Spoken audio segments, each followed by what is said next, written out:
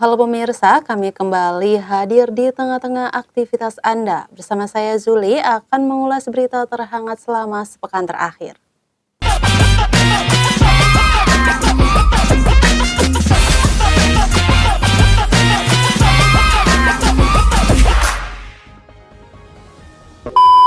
Berita pertama pemirsa, sejak Kamis 20 Juni lalu, Pusat Data Nasional atau PDN terkena gangguan akibat serangan siber ransomware. Menkominfo Budi Aris Setiadi mengungkapkan peretas minta tebusan senilai 131 miliar rupiah. Serangan ke IPDN ini berdampak ke sejumlah instansi pemerintah. Menkominfo mengungkapkan sebanyak 210 data instansi pemerintah terdampak serangan peretas. Sampai saat ini, pemerintah masih berupaya untuk terus melakukan pemulihan. Belum diketahui kapan akan pulih, Kominfo hanya menjanjikan secepatnya ditangani. Adapun sampai saat ini, tim gabungan BSSN, Kominfo dan Polri masih berupaya mengatasi dampak dari serangan tersebut, termasuk memulihkan data yang terkunci serta layanan publik terdampak.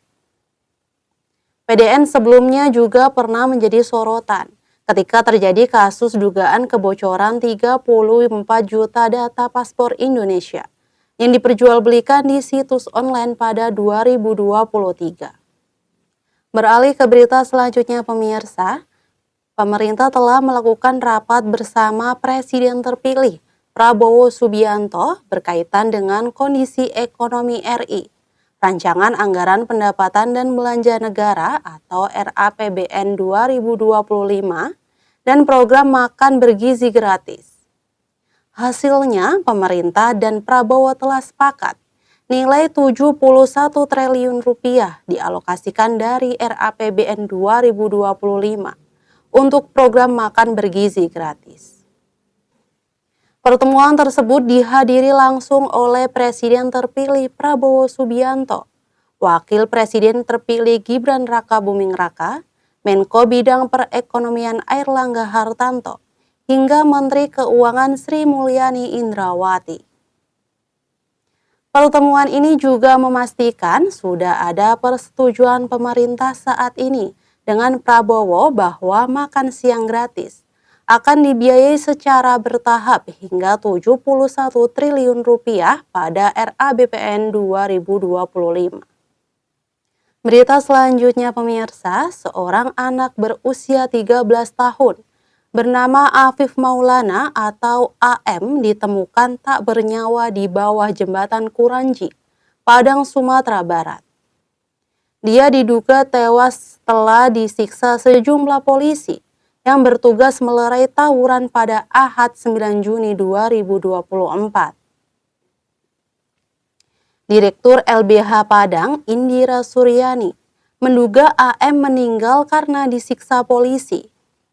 Hal ini berdasarkan pengakuan teman korban berinisial A. Saat itu, motor yang ia bawa bersama korban tiba-tiba ditendang polisi dan terlempar ke pinggir jalan, kata A kepada LBH Padang.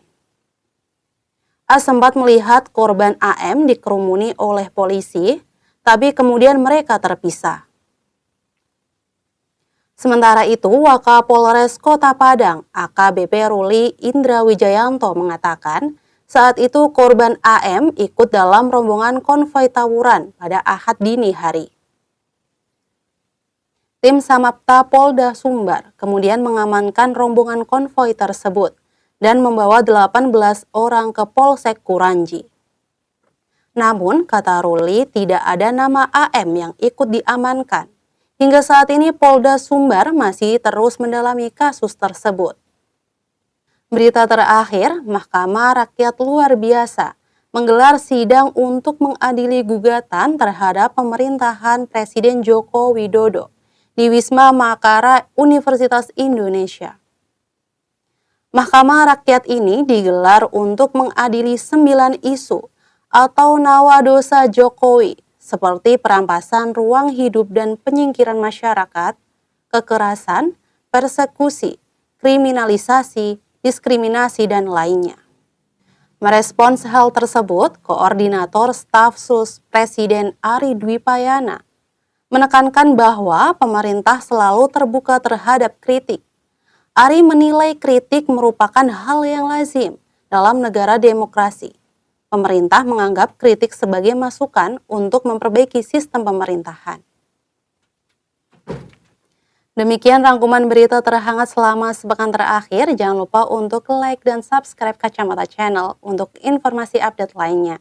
Terima kasih atas perhatian dan sampai jumpa. Oke.